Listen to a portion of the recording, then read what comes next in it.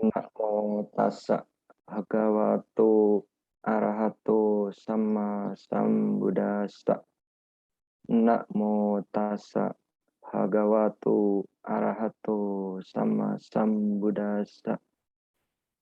Berdiskusi dan berbincang dhamma pada saat yang sesuai. Itulah berkah utama. Oke. Baik, terima kasih atas kesempatan pada hari ini, di mana seharusnya Romo Bepi ya yang hari ini memberikan materi, namun Romo Bepi berhalangan pada hari ini. Sebelum saya mulai, saya mau tanya, suara saya dan share screen saya jelas ya? Jelas. Oke. Baik, hari ini sesuai bidang keahlian saya, nanti saya akan berbicara dengan terkait keuangan, dikaitkan dengan dhamma, di mana apakah ada relevansinya antara perkembangan ekonomi, keuangan, dan dhamma tentu saja. Hal ini menjadi penting, di mana seperti kita ketahui semua, saat ini bukan hanya Indonesia, tapi negara lain juga mengalami situasi yang sulit. Untuk itu merupakan langkah-langkah yang perlu dilakukan oleh pemerintah dan juga kita semua, di mana sudah lebih dari 1 tahun karena pandemi di awal Maret waktu 2020 sudah mulai. Dan yang terpenting pada hari ini bahasanya juga untuk kalau ketemu teman dan lain-lain, kalau meeting dan lain-lain selalu ditanya salam sehat. Karena bagi kita semua di satu sisi kesehatan nomor 1. Bukan hanya pada saat pandemi, tapi memang apapun kondisi kita kalau tidak sehat itu serba tidak enak.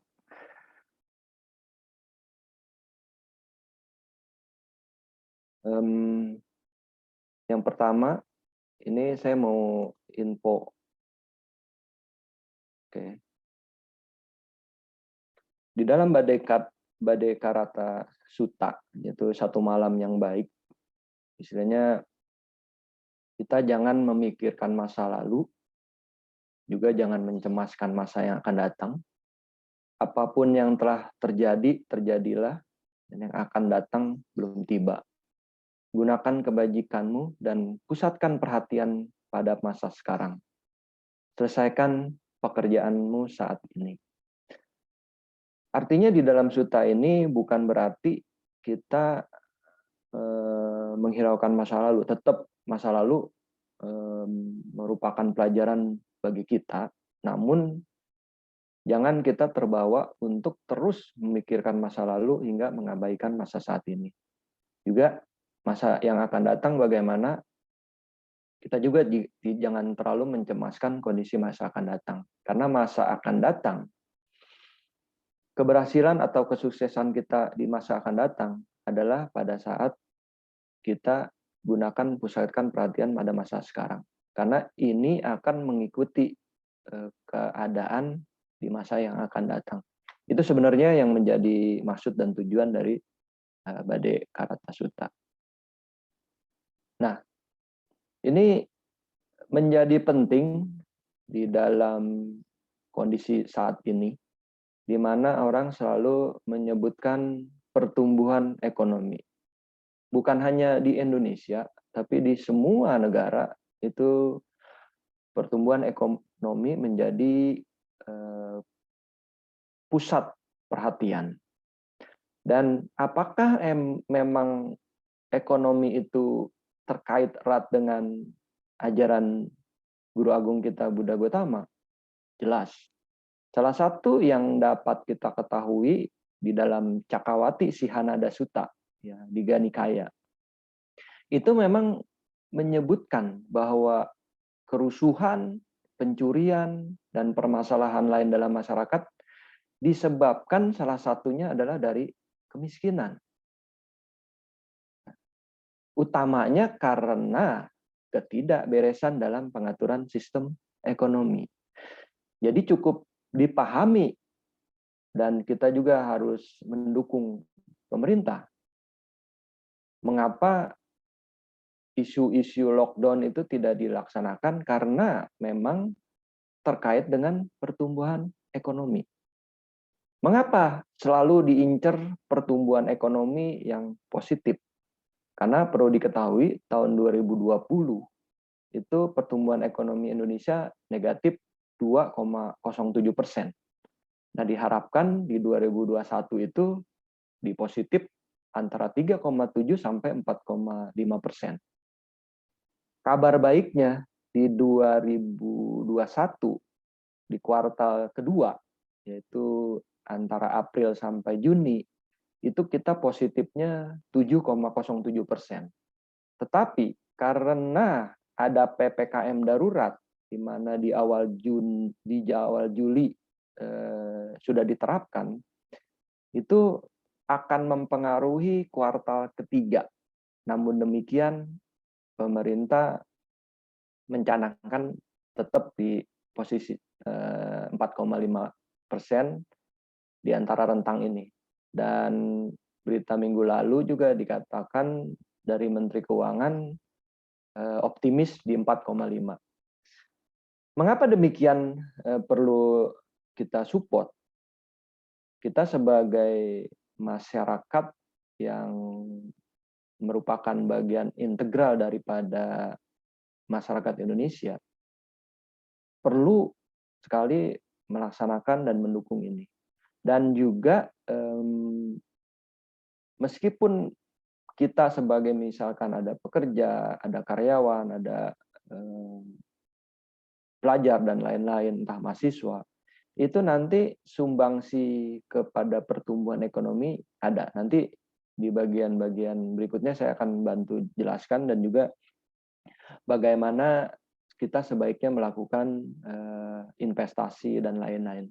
Jadi memang dalam kondisi saat ini, saya tahu memang beberapa perusahaan sangat terdampak dalam kondisi pandemi ini. Ini adalah krisis yang cukup dalam dan juga beberapa banyak yang terganggu, termasuk beberapa dirumahkan, ada yang juga di pemutusan hubungan kerja, ada beberapa juga yang putus sekolah. Nah, itu memang dari yang tidak bisa dihindarkan ketika sebuah negara itu pertumbuhan ekonominya terhambat. Ya, pertumbuhan ekonomi terhambat itu salah satunya ya entah krisis keuangan, entah ada kondisi darurat seperti efek penyakit, karena fokus pemerintah jadi terganggu. Ya memang kenapa pemerintahan suatu negara itu selalu memfokuskan ini, karena memang pemerintah itu sukses dan tidak suksesnya itu dilihat dari pertumbuhan ekonomi negara. Nah, kalau kita secara pribadi kan tidak melulu karena ekonomi, tapi bagaimana perilaku kita, bagaimana perkembangan moralitas kita, bagaimana kebaikan yang kita lakukan, itu menjadi salah satu faktor. Tapi kalau negara memang ujung-ujungnya mengarahkan ke pertumbuhan ekonomi karena memang arahnya adalah kemakmuran masyarakat. Nah, ini perjalanan sedikit ya mengenai pertumbuhan ekonomi, di mana memang Indonesia tuh rata-rata di angka 5%. Mungkin di 2021 aja di bawah 5%. Namun secara kumulatif dari 2000, 2004, kemudian 2015, 2011 itu rata-rata di angka 5%. Memang di ini waktu negatif 6,65 itu karena memang krisis finansial Asia. Nah, di 2008 itu memang ada krisis juga, ya, cuma terbantu dengan adanya peningkatan di komoditas. Jadi sehingga masih terbantu di angka 5,8. Nah, yang tadi saya katakan kenapa kita menjadi bagian dari pertumbuhan ekonomi, kenapa sekarang juga pemerintah membantu masyarakat-masyarakat rendah dengan dana tunai dan lain-lain, karena memang pertumbuhan ekonomi itu salah satunya ini, karena belanja masyarakat yang tinggi. Ya bukan berarti kalau kita belanja masyarakat tinggi itu kita boros-boros dan lain-lain, bukan. Tapi sesuai dengan kebutuhan kita, misalkan untuk belanja rumah tangga dan lain-lain. Ya ini ketika ini masyarakat tinggi, otomatis nanti mendongkrak juga ke pertumbuhan. Kemudian nanti investasi meningkat. Nah, investasi itu kalau skala besar memang adanya investasi dari luar, entah dari dalam, yang mendirikan pabrik, mendirikan membangun industri dan lain-lain. Kalau kita skala kecilnya kita adalah bagaimana kita membiasakan pola menabung, membiasakan pola investasi meskipun kecil, tapi kalau dilakukan oleh 200 juta orang, otomatis akan mempengaruhi pertumbuhan ekonomi. Kemudian juga belanja pemerintah meningkat, ya, karena dananya ada, berarti untuk membayar aparatur, ASN dan lain-lain ini terpenuhi, termasuk investasi-investasi yang dilakukan pemerintah. Dan kabar baiknya juga, ekspor juga kalau meningkat tuh berpengaruh kepada pertumbuhan.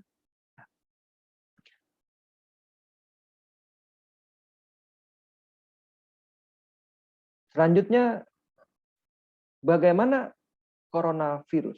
Jadi terkait dengan tilakana, yaitu 3 corak umum. Ya, kalau kita bisa baca dan reverse back to Dhammapada, yaitu 277, 278, 279, mulai dari anicca, dukkha, anatta. Nah, mengapa dikatakan para ahli dan juga ini berita ini sudah dari tahun lalu bahwa coronavirus will change the world permanently. Artinya apa? Coronavirus akan merubah dunia secara permanen. Ya, intinya anicca, ketidakkekalan, bahwa segala sesuatu itu pasti berubah. Nah, perubahan itu yang pasti terjadi, makanya dikatakan permanen. Mengapa bisa kita katakan permanen? Saat ini berubah semua. Pendidikan, dunia kerja. Saat ini termasuk di saya sendiri sudah WFH tuh sejak Maret 2020 hingga hari ini. Ke kantor mungkin kalau diperlukan dan juga nggak seminggu sekali, ya kadang-kadang sebulan cuma 2 kali. Itu pun kalau benar-benar penting banget. Karena memang kita harus bisa menjaga diri kita sendiri dan juga tentunya orang lain. Nah, apakah hal ini akan terus berlanjut? Ya, beberapa kantor desain sekarang ini adalah 50-50. Jadi 50% WFH, 50% nanti WFO. Itu kalau sudah normal. Dalam artinya herd immunity yang ada di masyarakat itu sudah terbentuk. Semoga memang dari target kalau semua lancar nih 2023 semuanya sudah diharapkan bisa kembali seperti dahulu. Cuma memang nanti akan hibrid ya, antara misalkan kebaktian contohnya seperti hari ini, mungkin nanti akan terjadi kalau hibrid itu jadi antara offline dan online. Jadi mungkin nanti akan terjadi nih yang sekarang seperti sekarang ini, ya hibrid. Mungkin nanti offline-nya lebih banyak. Terus sekarang kan yang di WHRS punya sampadanya cuma sedikit. Nah, ini salah satu bagian daripada hibrid. Ada yang di lokasi, ada yang mengikuti secara online. Demikian juga di pendidikan, demikian juga di dunia kerja. Nanti semuanya akan berubah seperti ini. Dan memang mau tidak mau akan terjadi. Dan kabar baiknya ini dengan kondisi seperti ini, semua jadi melek teknologi. Waktu sebelumnya kan yang paling melek teknologi itu kaum-kaum milenial dan generasi Z yang saat ini terjadi. Nah, ini memang program digitalisasi itu telah dicanangkan pemerintah kita sebenarnya. Tapi ini karena pandemi, makanya masuk kategori percepatan. Dan memang di dalam hukum karma itu sendiri kan pandemi ini sebenarnya alam yang menyesuaikan karena perbuatan-perbuatan dari seluruh umat manusia. Kita nggak tahu seperti apa yang telah terjadi pada dunia, sehingga kan alam tuh akan menyesuaikan kondisi seperti ini, di mana kalau misalkan sudah overhead atau apa, terjadilah bencana. Misalkan kalau kita selalu buang sampah atau tidak memperhatikan saluran air segala macam, banjir terjadi. Kemudian kalau misalkan tidak tidak mengatur pola keserakahan manusia segala macam, itu juga bisa terjadi lah, entah gunung meletus atau misalkan gempa bumi dan lain-lain. Nah, itu memang yang tidak bisa kita hindarkan seperti hari ini. Apakah memang kita harus menyerah? Enggak. Kita harus hadapi dengan pantang menyerah, kemudian kesabaran tinggi, kemudian istilahnya konsep anicca itu kita terapkan bahwa segala sesuatu pasti nanti berubah. Demikian pun pandemi memang akan berubah. Nah, ini saya sampaikan adalah berdasarkan BPS, Survei Sosial Ekonomi Nasional. Memang ini di 2017, karena saya cari yang terbaru, belum dapat. Nah, ini pola distribusi antara milenial. Nah, milenial ini yang kelahirannya 98 sampai 2000 ke atas. Yang 2000 ke atas sampai hari ini adalah generasi Z. Nah, generasi X itu yang antara 70, 80 ini di sini. Yang ini generasi yang memang sebutnya veteran atau baby boom. Nah, apakah distribusi penduduk itu dan kemudian banyaknya generasi milenial, kalau kita lihat memang generasi milenial itu hampir sama dengan generasi X, di mana nanti di 2040, 2030, 2040 kita memperoleh namanya bonus demografi. Lalu apakah memang generasi milenial itu perlu keseimbangan pengetahuan umum dan agama? Jadi kalau kita lihat kembali di dalam Sigalaka Sutta ya, Sigalaka Sutta, atau yang terkenal itu orang biasanya nyebut Sigalowada Sutta ya. Tapi originalnya memang ini Sigalaka Sutta.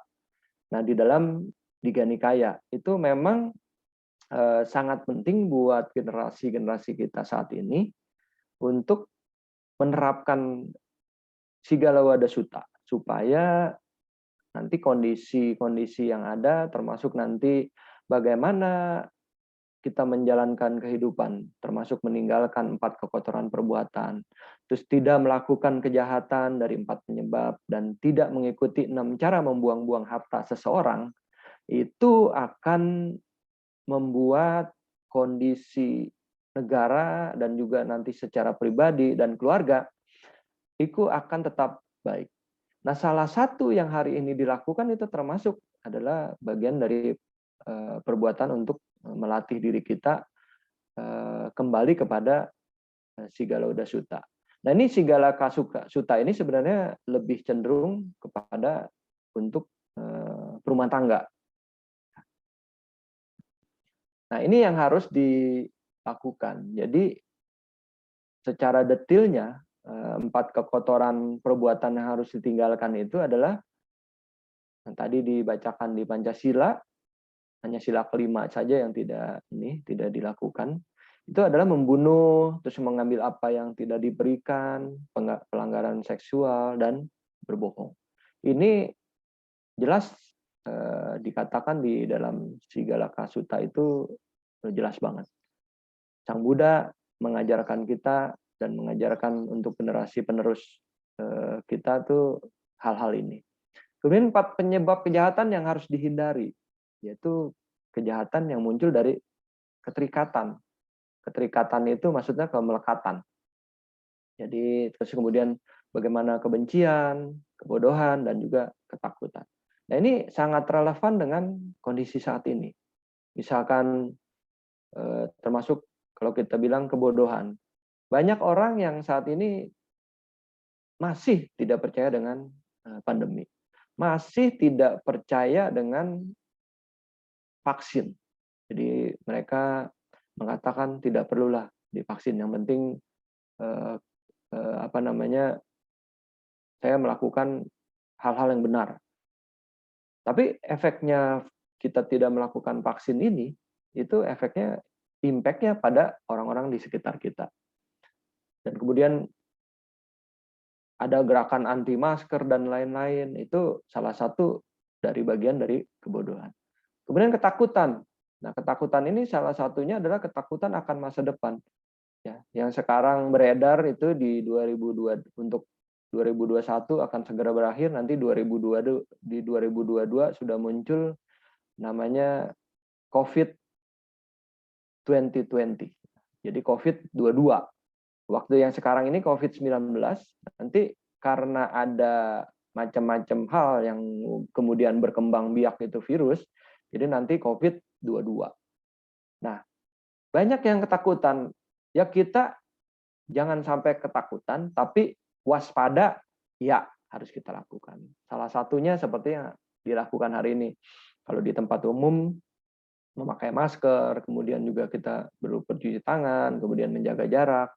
Itu memang hal yang harus kita lakukan. Jadi Buddha sendiri selalu mengatakan kita harus menjadi bijaksana. Dan di zaman dahulu pun kalau kita balik ke Ratana Sutta, memang pandemi sudah terjadi dan itu memang sekali lagi akibat dari perbuatan kita sendiri. Untuk itu memang kita perlu melakukan hal-hal yang baik agar pandemi segera berakhir. Kemudian ini juga buat anak-anak, ya bukan hanya anak muda ya, kita juga perlu melakukan ini. Jadi ada orang-orang yang untuk membuang-buang harta ini kita harus ajarkan kepada anak-anak kita. Itu salah satunya yang paling pertama, kenapa dimulai dari menghindari minuman keras dan obat-obatan yang menyebabkan kelambanan. Ini menjadi penting karena ketika otak kita terganggu dan juga kecanduan minuman keras, itu pikiran tuh tidak bisa bekerja sebagaimana mestinya. Itu pasti akan terganggu dan tidak mungkin suatu negara menjadi kuat kalau semua masyarakatnya itu kecanduan minuman keras dan obat-obatan. Ya makanya waktu dulu ada kalau negara-negara yang ingin supaya negara lain hancur itu biasanya ini selalu didistribusi obat-obatan agar mereka semua kecanduan. Terus kemudian berkeliaran pada waktu yang tidak tepat. Sering mengunjungi tempat hiburan. Ini ketagihan berjudi, mau uang segunung pun itu akan habis. Banyak kejadian-kejadian anak konglomerat dan lain-lain ketika dia berjudi, kemudian kita baca di Makau dan lain-lain, ini hartanya habis.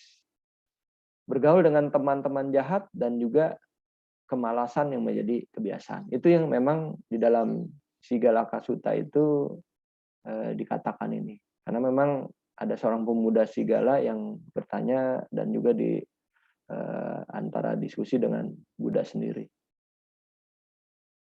Nah, balik kepada yang tadi saya janjikan, jadi memang mengapa literasi finansial menjadi penting bagi kita, bukan hanya umat lain, tapi umat Buddha pun harus menguasai ini. Mengapa? Karena di dalam ajaran Buddha sendiri, itu kita harus bisa mapan secara ekonomi. Kenapa?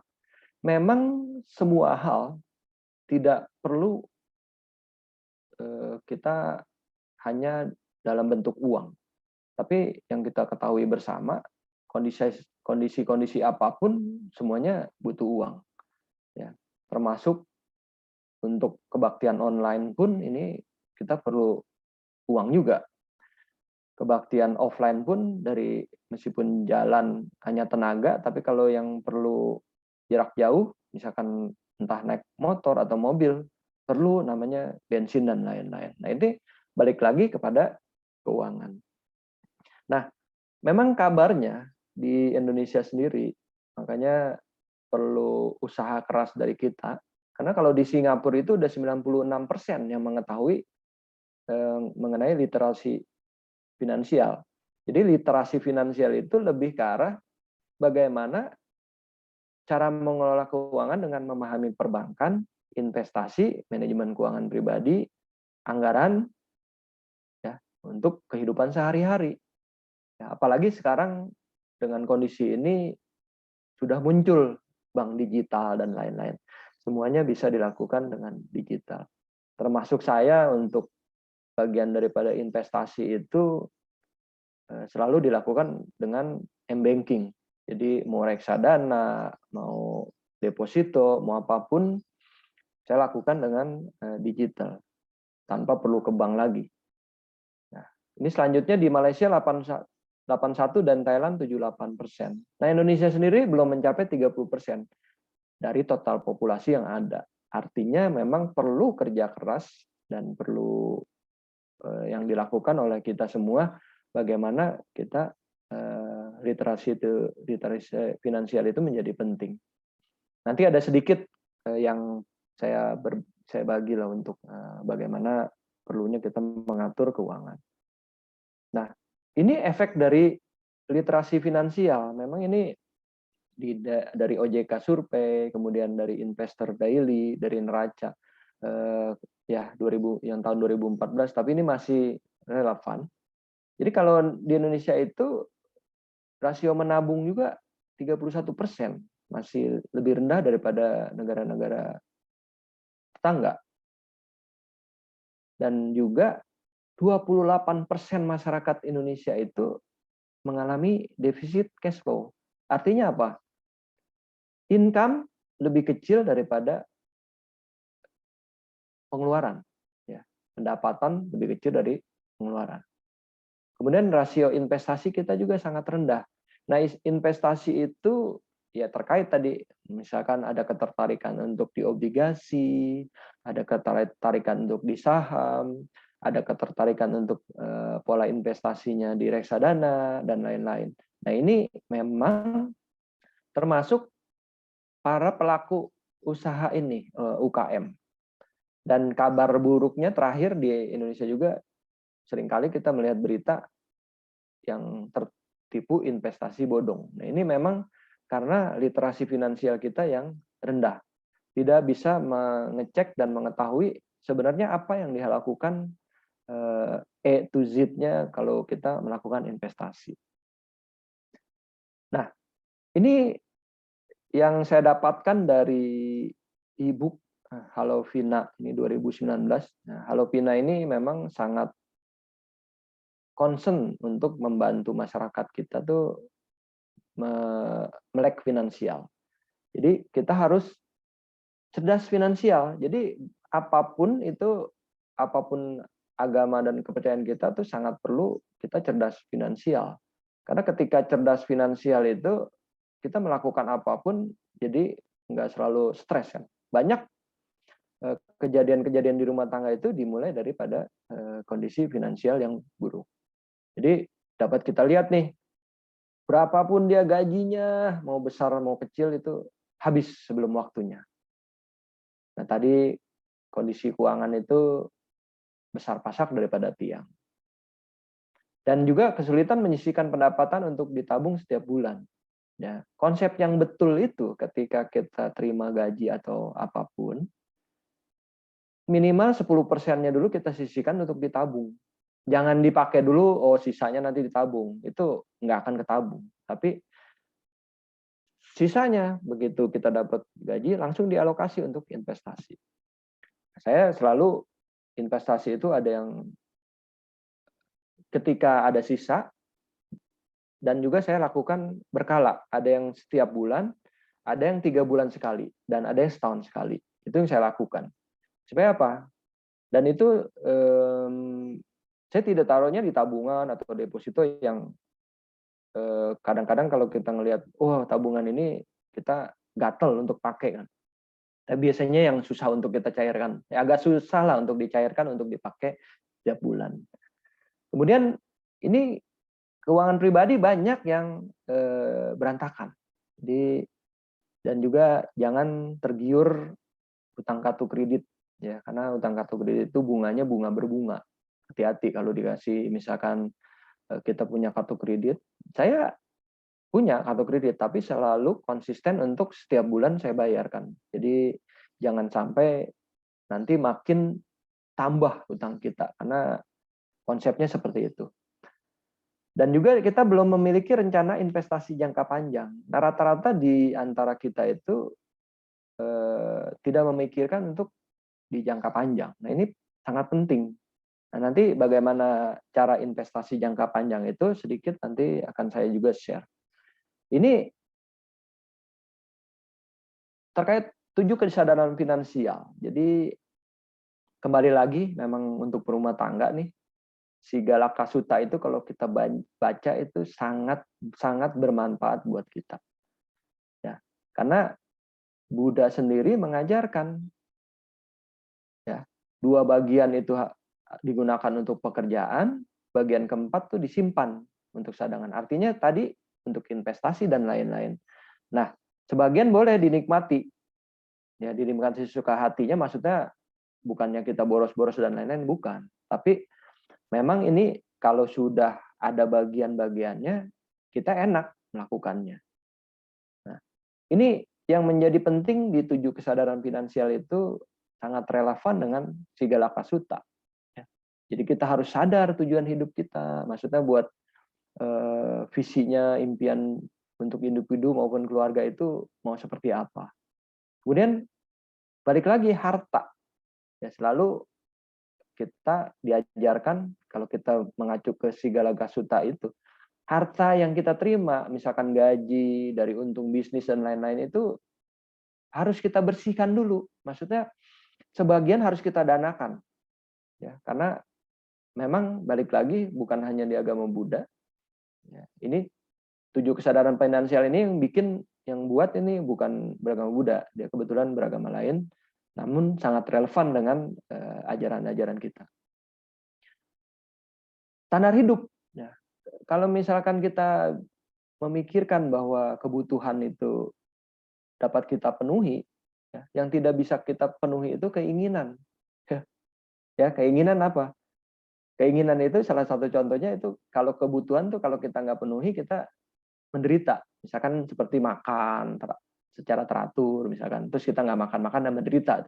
Tapi kalau misalkan kita masih punya handphone, terus kita ganti dengan yang lebih baru lagi, kan tidak ada handphone pun sebenarnya kita nggak mati. Nah itu yang salah satu, maksudnya bicara keinginan. Kemudian sadar risiko. Nah ini ada rumus, Rama-Ramani Ibu Bapak.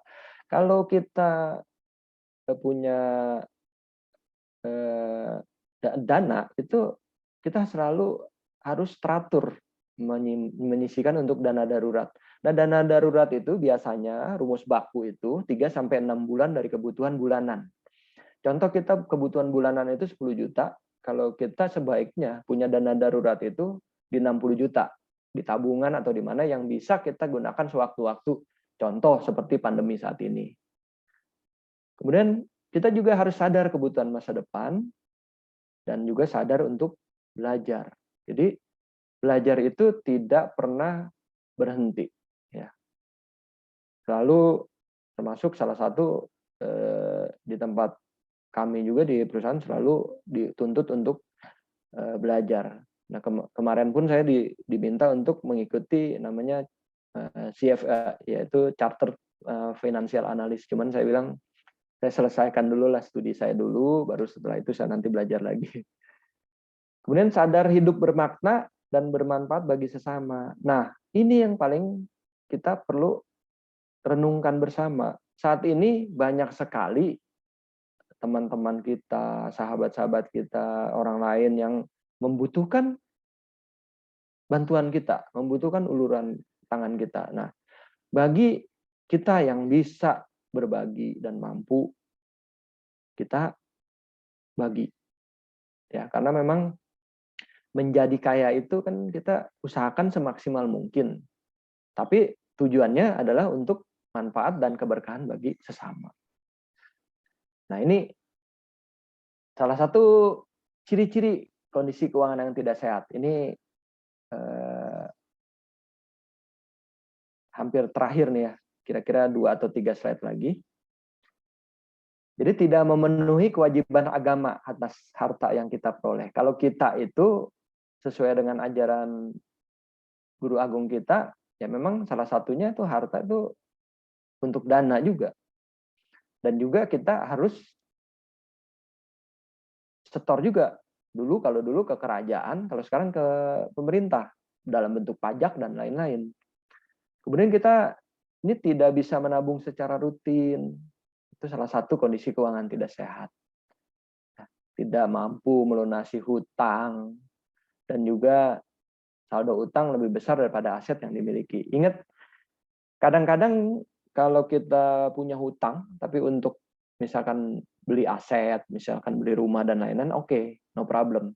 Tapi kadang-kadang kita senang misalkan beli kendaraan dengan utang. Hati-hati, Ibu Bapak, kalau kita utang untuk beli kendaraan, itu nanti kendaraan makin tua, ya makin rendah harganya. Artinya nanti bisa terjadi utangnya lebih besar daripada aset yang kita miliki. Kecuali kendaraannya untuk aset yang produktif, beda. Tapi kalau rumah, untuk rumah tinggal dan lain-lain masih diperkenankan, karena rumah tuh jarang sekali yang turun harga, atau tanah itu jarang yang turun harga. Biasanya semakin hari semakin naik. Nah, ini yang tadi saya katakan cara-cara untuk tips investasi. Mungkin cocok untuk anak-anak muda nih. Ya, kita juga yang masih mempunyai penghasilan dan lain-lain, nggak ada salahnya. Jadi, kalau investasi itu, ini yang saya ajarkan juga ke anak-anak saya, itu mulai dari yang kecil dahulu nih. Jadi, terus gunakan uang dingin. Kita ajarkan uang dingin. Uang dingin tuh bukannya uang yang dari kulkas kita keluarin, bukan. Tapi uang dingin tuh uang yang tidak kita pakai dalam jangka waktu 5-10 tahun ke depan. Dan kemarin kebetulan ini saya ajarkan juga kepada calon mahasiswa baru, jadi dalam kuliah umum itu, apakah menabung itu harus dalam jumlah besar? Enggak usah. 10.000 pun udah dalam kategori masuk menabung, tergantung kekuatan kita. Misalkan hari ini 10.000, 2 hari lagi 20.000, ya itu nanti lama-lama akan menjadi bukit.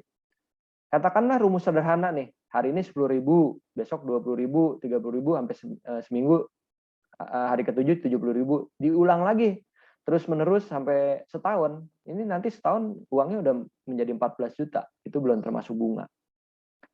Terus kalau kita misalkan mau investasi, jangan semua di deposito, jangan semua harta kita di emas, dibagi-bagi. Jadi kalau telur itu di satu keranjang, ketika jatuh nggak pecah semua. Jadi kita masih punya keranjang yang lain.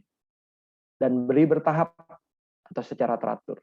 Itu Semua harus kita lakukan seperti itu. Dan juga seringkali di kita tuh ambisi dan terburu-buru ingin cepat kaya. Nggak bisa.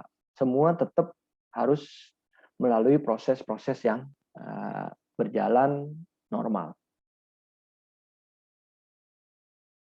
Ya, ini yang terakhir, dan juga saya mengutip Thomas Alva Edison. Kalau kita bisa lihat hasil karya yang terbesar, dia kan salah satunya yang menerangi rumah, tempat ibadah kita, dan lain kantor kita, ya jalan kalau malam itu lampu.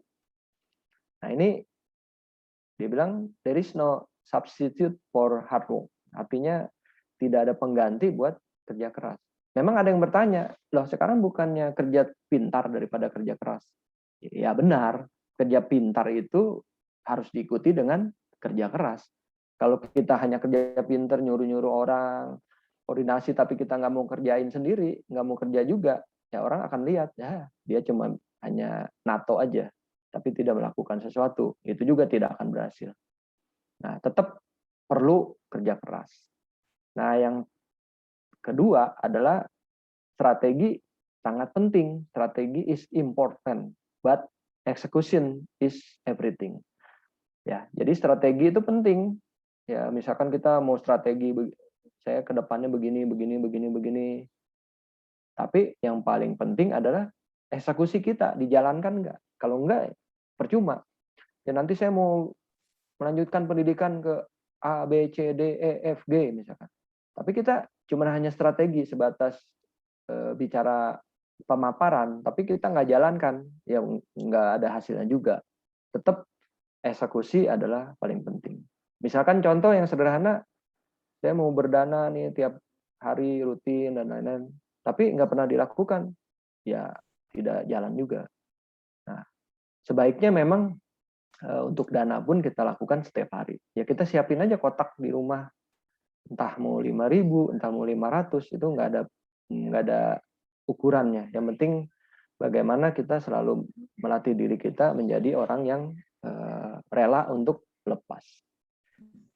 Ini yang bisa saya share pada hari ini. Semoga bisa bermanfaat, dan sekali lagi ini maksudnya saya tidak mengajarkan Bapak Ibu, tapi ini hanya sekedar sharing yang bisa saya lakukan. Ya, demikian. Sabe sata bawantu sukitata. Semoga semua makhluk hidup berbahagia. Namo Buddhaya. Demikian.